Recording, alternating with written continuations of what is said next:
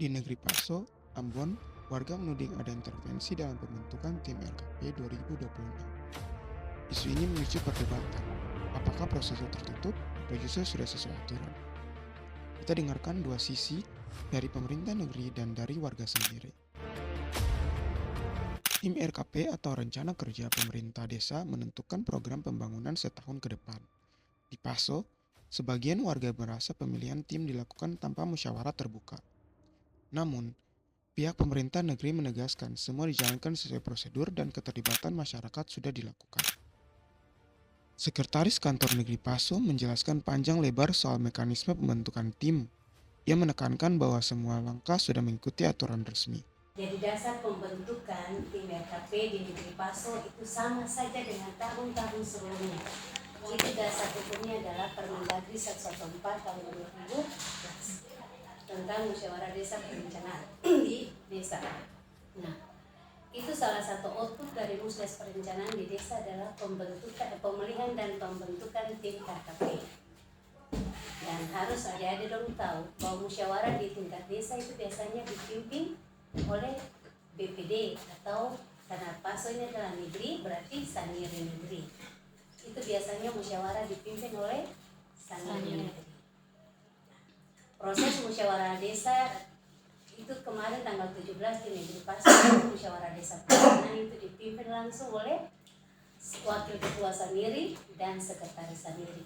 Karena berhubung ketua Saniri itu sementara sakit, bapak wakil ketua Saniri. Musyawarah desa perencanaan di desa itu biasanya dihadiri oleh semua unsur, baik RT, RW, perwakilan tokoh masyarakat, tokoh adat, tokoh agama, tokoh pendidikan, dari lembaga-lembaga yang berada di dalam desa. Ada PKK, ada kader posyandu, ada Pokja, ada pokoknya yang ada namanya lembaga yang ada di dalam harus terlibat di dalam setiap proses musyawarah di desa. Nah, musyawarah desa perencanaan itu dimulai atau diproses dilaksanakan musyawarah desa itu sebelumnya harus ada yang namanya rembuk warga.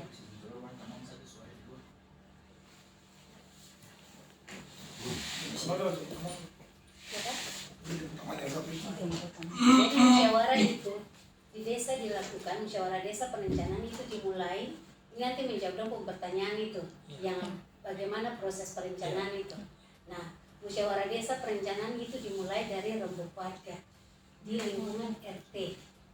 Karena berhubung negeri Paso belum memiliki raja definitif, berarti ketong belum memiliki yang namanya dokumen rencana pembangunan jangka menengah desa atau yang biasa orang sebut RPJM.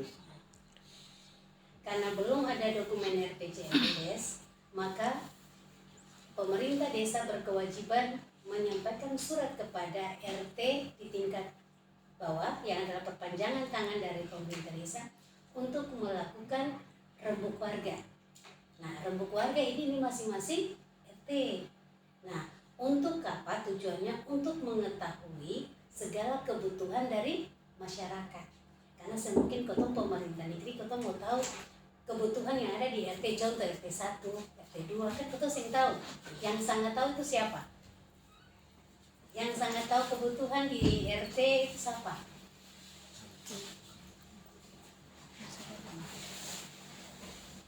Ya pasti RT toh.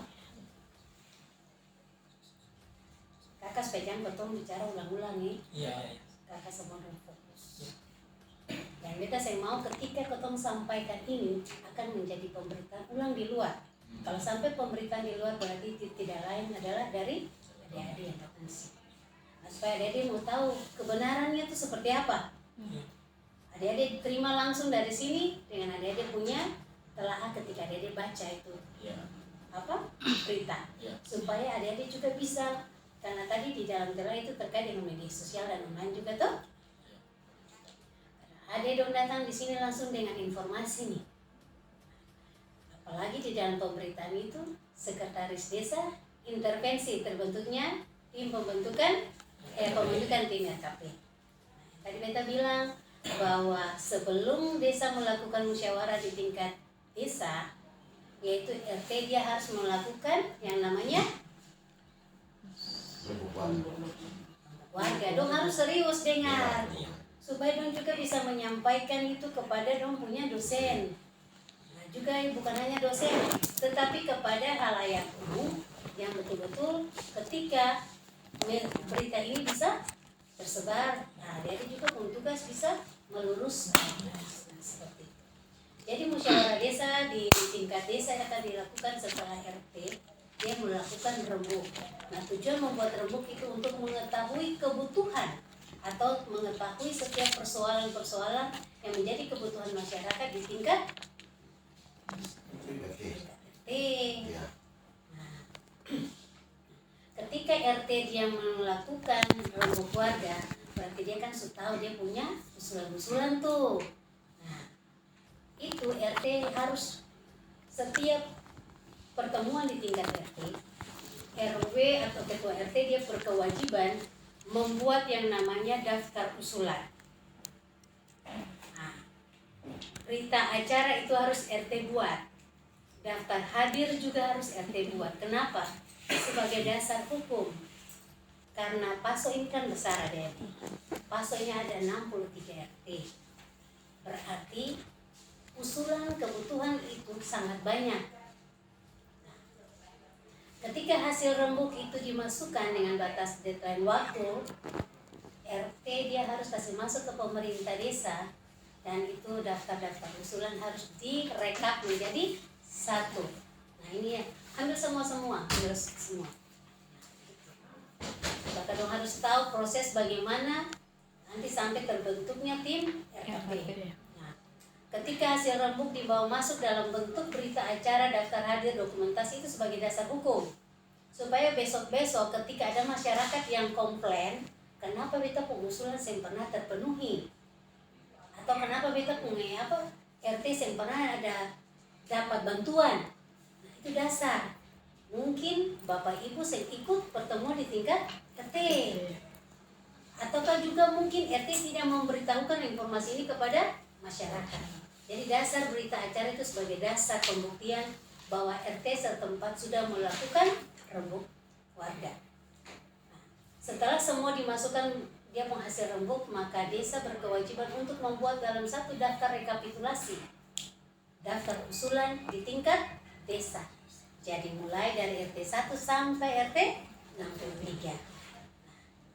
Dia punya daftar usulan. Nah, ini dia punya bukti.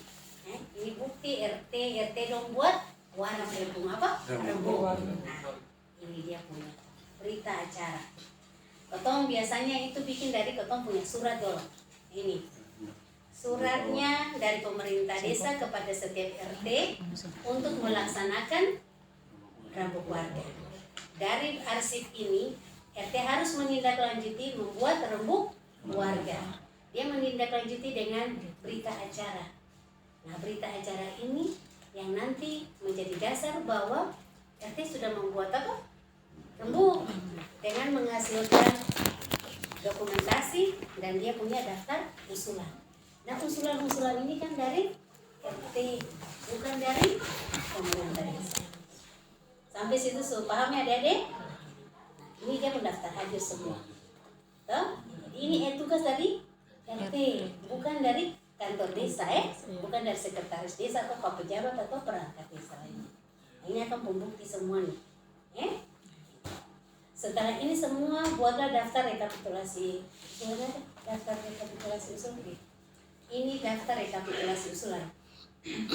Jadi dari hasil rekapitulasi usulan kemarin itu nih di PASO semua ada berapa ratus usulan itu? Berapa? Ada 400 lebih usulan.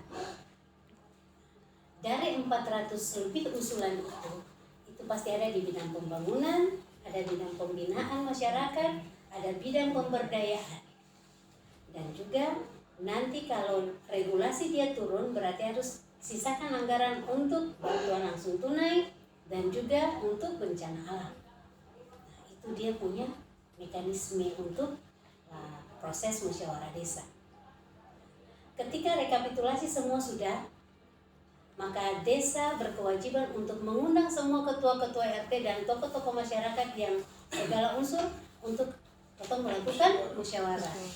Nah, musyawarah itu tujuan adalah untuk membahas daftar usulan ini.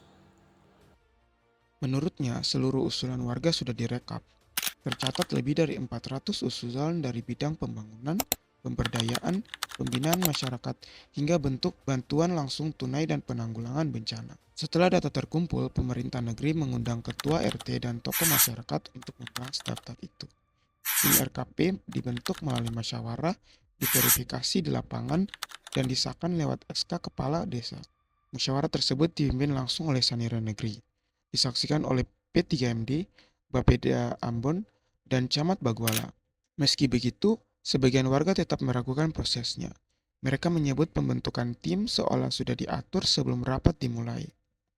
Dan tim lama kembali dipilih tanpa proses terbuka.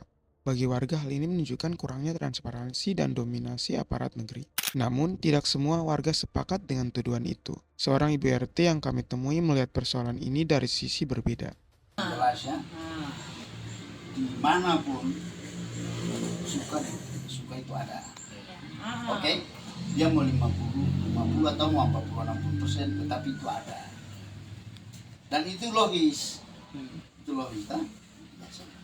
Kebetulan ini Bu RT, kita bukan Ini RT, untuk warga. kita warga, no? Warga Tapi RT. suka tidak suka itu di pemerintahan manapun tetap ada. Siap. Nah sekarang Ibu sudah jelaskan begitu berarti selesai. Selesai. Itu Nona. Oke, transparansi maupun Itu apapun yang dicurigai tidak ada. tidak ada. Cuma yang kasih masuk di koran itu Itu mungkin tidak senang. tidak senang sih itu.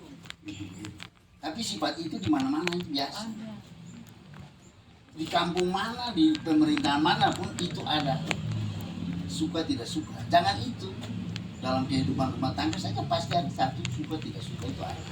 Ini bukan kan, Ya. bukan beta ibu RT lalu beta mau bela-bela bukan Nona ya. Itu kan itu semua. Kalau yang tidak benar juga kita bilang tidak benar. Begitu. Beta baca itu duluan. Kita juga Dia bilang, kaget. ini ada masalah, coba kau lihat bukan punya sekdes. Padahal Padahal sekdesnya itu ada beta. kasihan pada itu dia tuh baik kasihan. Dia Ada baik masalah Nona itu campur ya. Tolong ada lihat. Nah, Dia paling baik. Ada apa-apa dia selalu bilang ketua RT, ibu RT, bapak RT, dong ada begitu. Nah, Ada coba. mahasiswa. Ini mahasiswa ada mau datang begini, praktek di ketua sini, makanya ibu dong bisa kalau nanti dong pagi-pagi sini, oke. Ibu saya itu baik, Nona. Bukan kata ketua pikir kata ketua, bukan. nanti Di dulu, sini, nanti kan ini iya. masih di sini kan. Ada nanti di masyarakat lain lagi. Coba, Pertimbangan lain. Nah. Oke ya, kira-kira begitu. Begitu ya. Kalau ibu RT itu. Hmm. Karena waktu itu dia BTP di rapat lagi sampai pulang lagi dari pagi sampai sore. Nah hadirnya di situ pilih akan RKP, habis itu balik-balik pilih akan merah putih kayak itu semua dokter hadir semua. Nah itu jadi bukan itu memang begitu sudah, orang yang senang begitu. Pernyataan ini menunjukkan bahwa konflik di Paso tak sepenuhnya soal hukum atau prosedur, tapi juga soal persepsi dan hubungan antar warga. Banyak desa menghadapi dilema serupa, dokumen dan mekanisme berjalan tapi partisipasi publik tidak. Ketika warga merasa tak punya ruang bicara, transparansi kehilangan maknanya. Dan di level lokal, ketidakpercayaan seperti ini bisa menghambat seluruh pembangunan. Negeri Paso sedang mencari titik temu antara prosedur dan rasa percaya. Pemerintah mengklaim sudah sesuai aturan, warga menuntut lebih percaya. Yang dibutuhkan kini bukan sekedar berita acara, tapi komunikasi yang jujur. Karena pembangunan sejati dimulai dari kepercayaan antara rakyat dan pemerintahnya.